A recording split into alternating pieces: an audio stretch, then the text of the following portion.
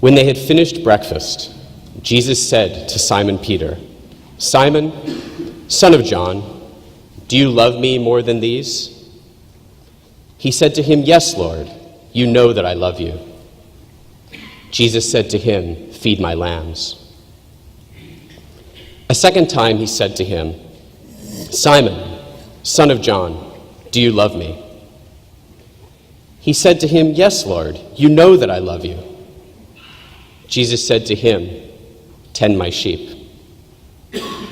He said to him the third time, "Simon, son of John, do you love me?"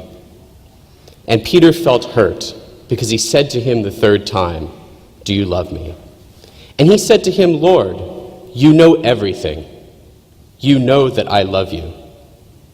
Jesus said to him, "Feed my sheep.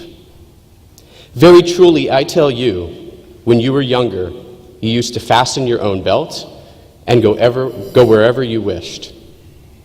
But when you grow old, you will stretch out your hands, and someone else will fasten a belt around you and take you where you do not wish to be." He said this to indicate the kind of death by which he would glorify God. After this, he said to him, "Follow me." This is the word of the Lord.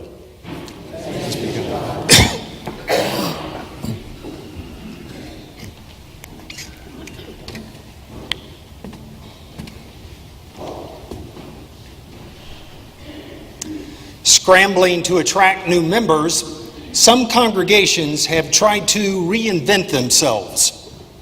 Living in a therapeutic age in which we're only supposed to think positive thoughts, sin might dent one's self-esteem, so they have banished prayers of confession from their liturgy. Some congregations have removed crosses from their premises. In a culture that feels queasy talking about death, the cross is too stark a reminder. Our culture's into pop music, not classical, so many have switched off Bach and gone instead to contemporary. However, some congregations have gone even further. How many of you know about the Cowboy Church in Ellis County, Texas? I'd not heard of it until recently, so I checked them out on their website. It appears that many of their staff are very open-minded. You can wear either black cowboy hats or white cowboy hats.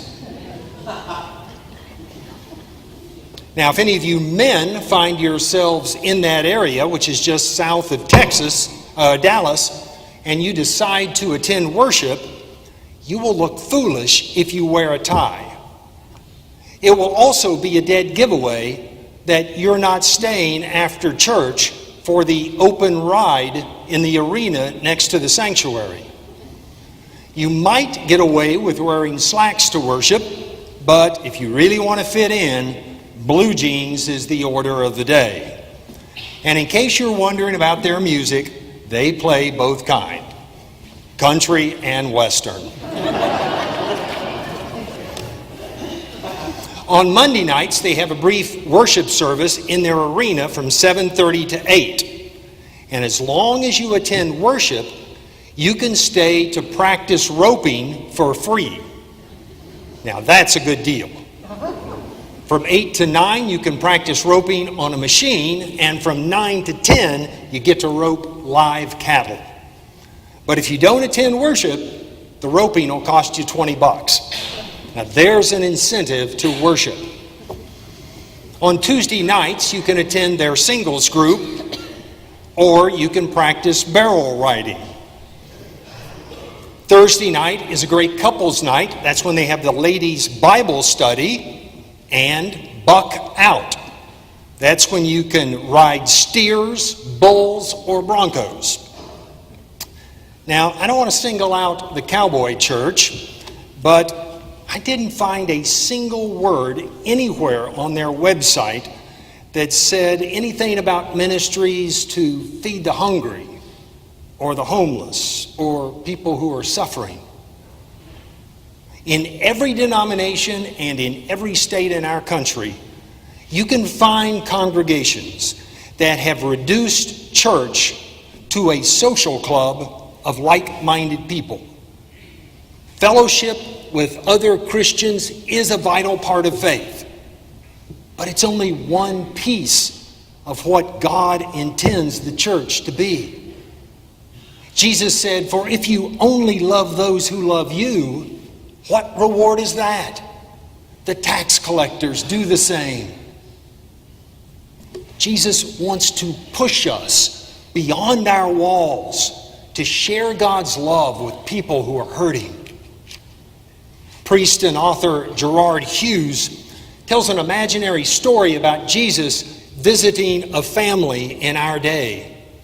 The family is absolutely thrilled to have Jesus in their home. They're so thrilled, they decide to throw a party. They invite all their friends and neighbors. They love showing off Jesus, and the party is a great success. The problem comes when Jesus decides to stay. In fact, he decides to move in. Now, this is very different than throwing a party.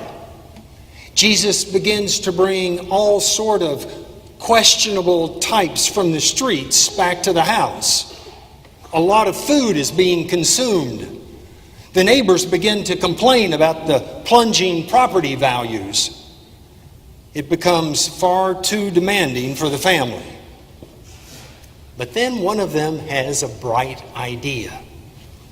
When Jesus is taking his afternoon nap, they will brick up his door to his room. They'll put a little altar outside the door. They'll put candlesticks on the altar and a silver crucifix, and every time they walk past the door, they'll genuflect. That's how you deal with Jesus.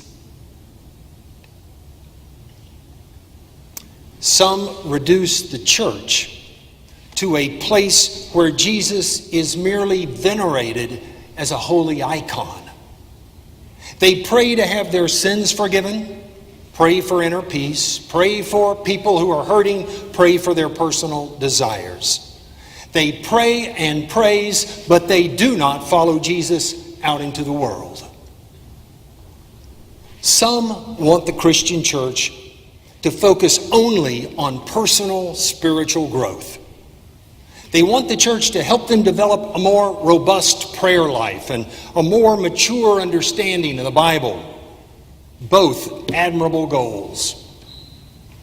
But when the church focuses exclusively on helping individuals feel closer to God, it ceases to become the church. Jesus said, "Those who want to save their life will lose it. But those who lose their life for my sake and the sake of the gospel will save it." Today's passage comes at the end of the Gospel of John. Following the resurrection, 7 of the remaining 11 disciples are back out on the Sea of Galilee fishing. They've been casting their nets the entire night, their nets out the entire night, but nothing has come of it. And then Jesus says, "Toss your net over the starboard side." They catch all these fish until the nets are ripping.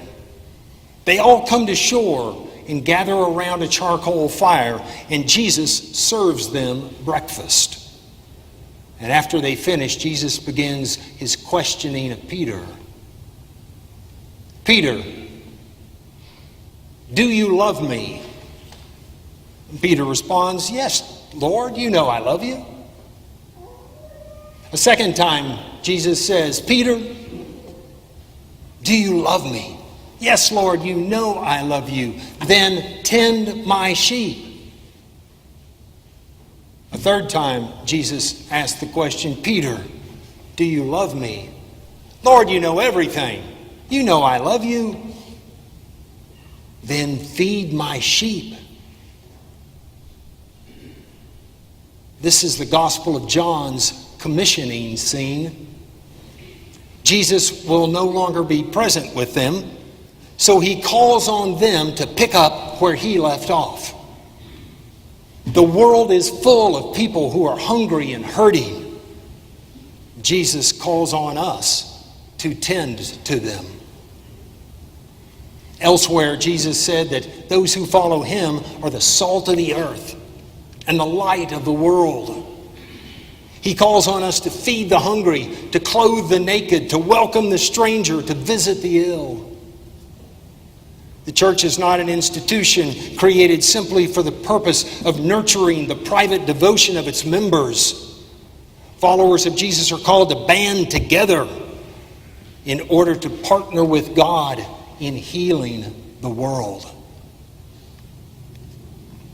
Moreover, there is a huge void in our souls if we're not engaged in serving others. There's a yearning within each person to be loved and to love. We are incomplete. We are forever frustrated if we do not reach out in love to someone else. And deep, satisfying joy eludes us if we never take the opportunity to serve others. While providing food and shelter is critical, serving others is more than just handouts. It includes helping people develop a sense of self-determination. It includes tackling a multitude of problems in a culture of violence. It includes improving schools and creating jobs and overcoming racism. The church is to be both a voice to our society for the need to work for the common good and an institution that provides a variety of opportunities for its members to dedicate themselves to improving the lot of others. A colleague shares the following story. Along a windswept and rocky coastline, there were a great many shipwrecks. The survivors of these shipwrecks were forever in need of rescue from the icy waters. They needed food, they needed warm shelter, they needed some loving reassurance after their ordeal. And to accomplish this, numerous life-saving stations began to pop up all along the coast. Volunteers gave their time and resources, often risking their own lives for others. They braved the surf in their lifeboats to rescue the drowning. They fed, housed, and comforted the countless storm-tossed victims. As the centuries passed, many of these life-saving stations grew in reputation. They were safe havens from the storms of life. The members of the life-saving stations enjoyed each other's company, solidified their friendships in their meetings, and drew strength from their club ceremonies. But as time rolled on, some members suggested that risking your neck in small boats to save total strangers was foolish. People who put out to sea ought to know the risk before they do it. They ought to accept the responsibility for themselves. After all, is their safety really our problem? Other members noted that the survivors who washed up on the beach made a real mess of the life-saving stations. They were wet and they were sick. And besides, all the food and blankets and lifeboats were putting a strain on the budget. Some of the stations stopped sending out boats. They no longer offered care for the survivors of the storms. They continued to have their meetings, though, where they enjoyed each other's company and held their traditional ceremonies. However, outside, the storm still blew. People still needed to be rescued.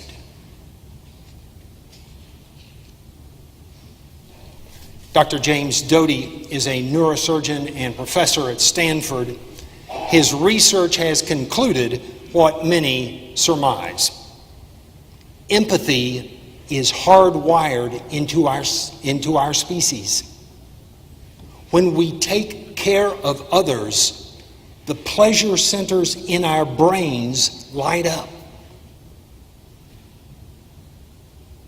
Jesus did not call on his followers to love and serve others because he demanded obedience to some arbitrary standards. He knew that we are meaning-hungry creatures, and self-focus is ultimately unsatisfying. When you give yourself to saving someone from a storm, when you give yourself to healing a wound or righting a wrong, you can feel that ever-elusive joy that comes with being in harmony with God. If you really want a deep understanding and connection with God, then find someone in need.